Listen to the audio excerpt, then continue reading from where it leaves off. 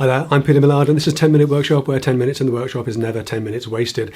Especially this week when I want to talk to you about shop safety, not in a norm kind of way, because I've got the shirt but I never grow the beard. That's coming up next.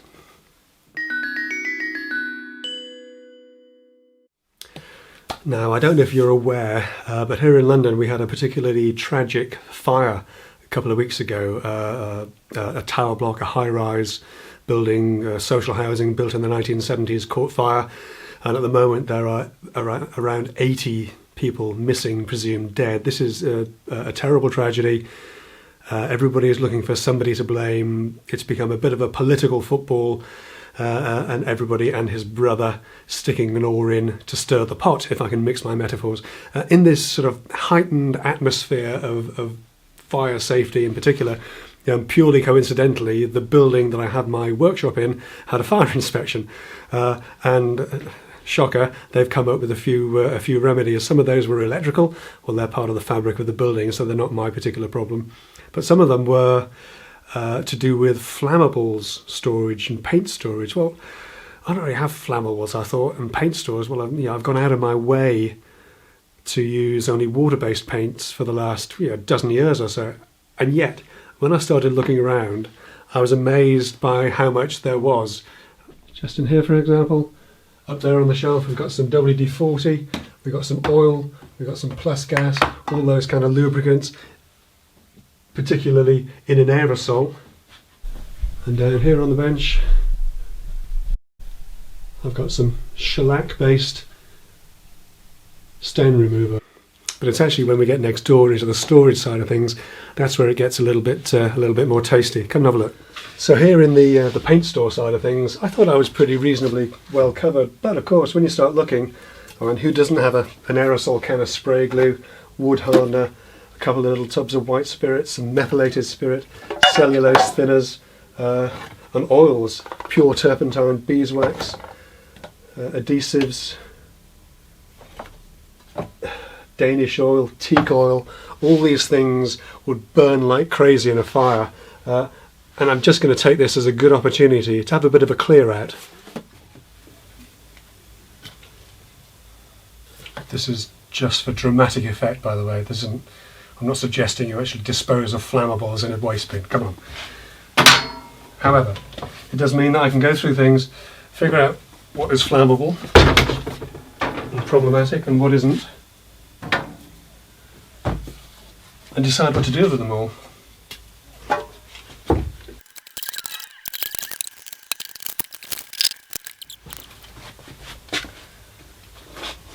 So yeah, that's quite an eye-opener. Am I in? I am in. That's quite an eye-opener for somebody like me who's gone out of his way for at least a decade, probably 12 years, to only use water-based paints, to actually find an entire shelf's worth of solvent-based products or oils. That's quite a surprise. That's a real, almost a shock, that I've got to say. So what do you do about it? Well, the problem is, I'm leaning on a bin. Part of the problem is that if you buy a ready-made fire cabinet, they're quite expensive, but also they're weird sizes. I don't know why anybody would want them that sort of size. They all seem to be floor-based, whereas I want something that's going to fit here into this shelf. So you know what? We're going to make one. So the first thing we need to do is clear the space.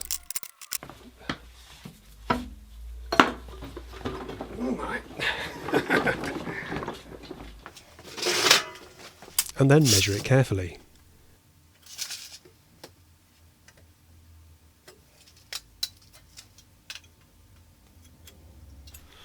Now, just to be clear before we start, if you run a commercial workshop and your insurers require flammables to be kept in a certified cabinet, what I'm making here will not comply with that. Absolutely not. If that's what you need to go out and buy something that meets their specifications.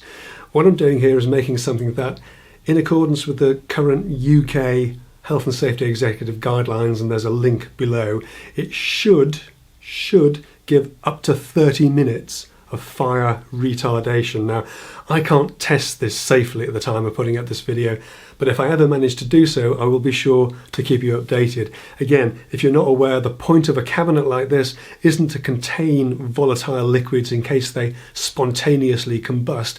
It's to buy you some time in the event of a fire. In a small 1 or 2 room shop like this with one doorway, if there's a fire, you've got 2 choices. You either deal with it or you run away and call somebody else to deal with it. And this cabinet is simply about buying you a few precious minutes to make that decision and take the appropriate action. So the cabinet itself isn't terribly sophisticated. It's going to be a simple plywood box with a deep lip at the bottom.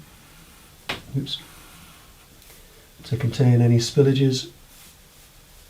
A couple of doors on it.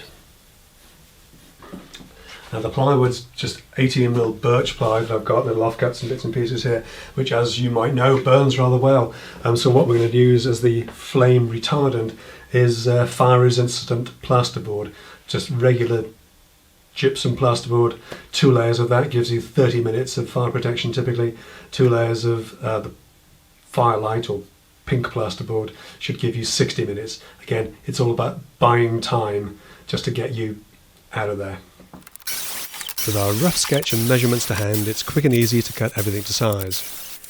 Then simply glue and screw it together, making sure all the joins are nice and tight. And finally adding in the bottom rail.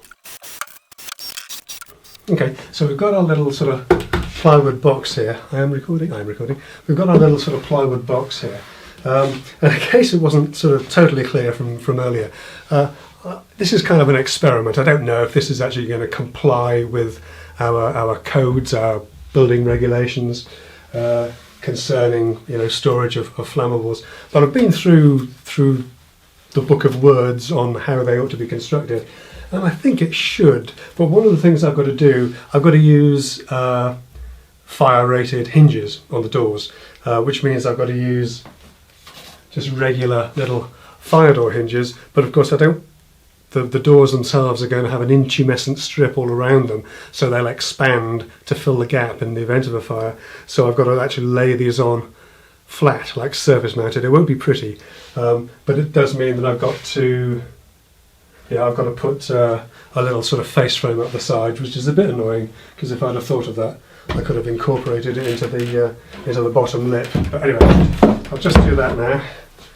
So with the plans developing on the fly, I can glue and screw the additional sections in place, before routing out grooves to accommodate the hinge knuckles.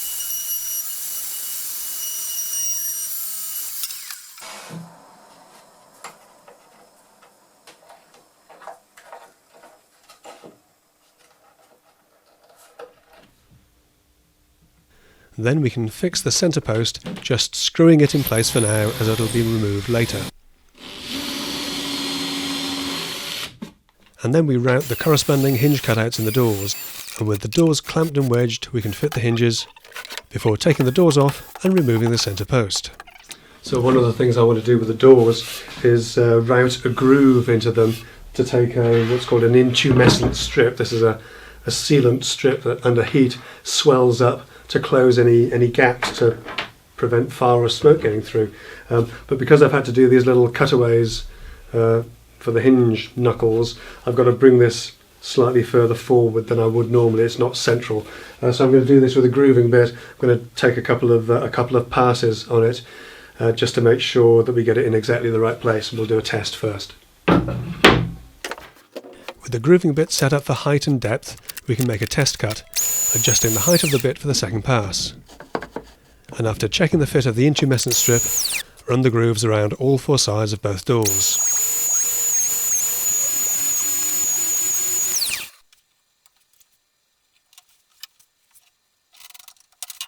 The intumescent strip is self-adhesive and just needs cutting to length before pressing home. So we're going to line the box with fire-rated plasterboard, pink plasterboard, and then we're going to clad the outside the same way. We'll put the back in first. Let it measure up reasonably carefully.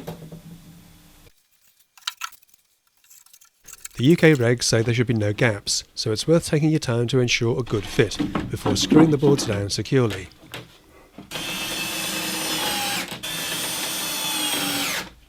I'm also lining the back of the face frame, and I'm protecting the exposed edges of the plasterboard with flame-resistant foil tape.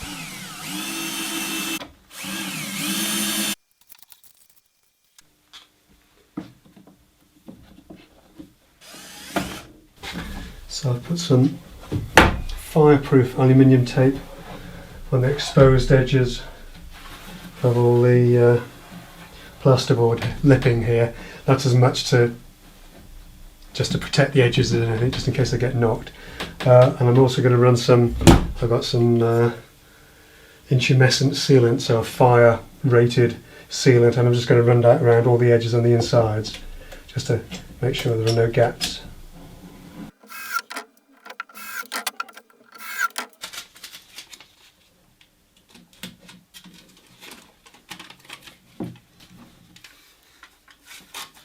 With the lining completed, we can refit the centre post permanently, and then refit the doors, making sure they close snugly.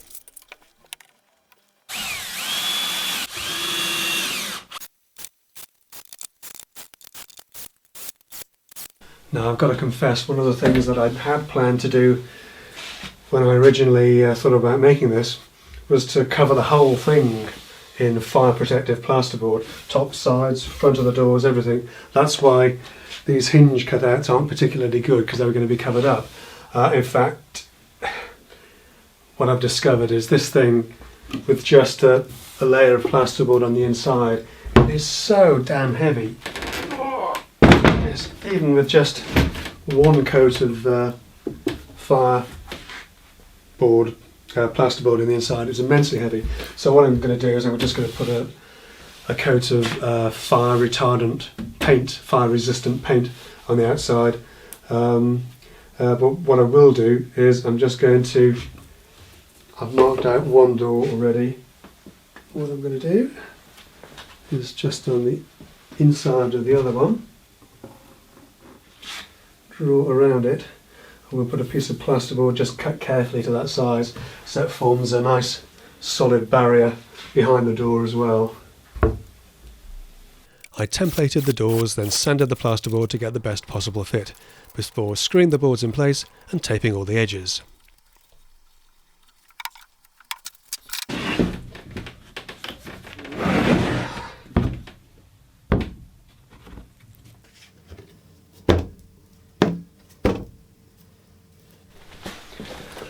So to keep the door shut, all I want is a little sort of like a turnbuckle type of latch. I made this one out of a leaf from a fire hinge. Turns out it was brass. I was expecting more sparks, but no, you're not going to get it with brass, are you? And I've just sort of fashioned a rough little handle type thing to it. And we'll just pop this around the middle here.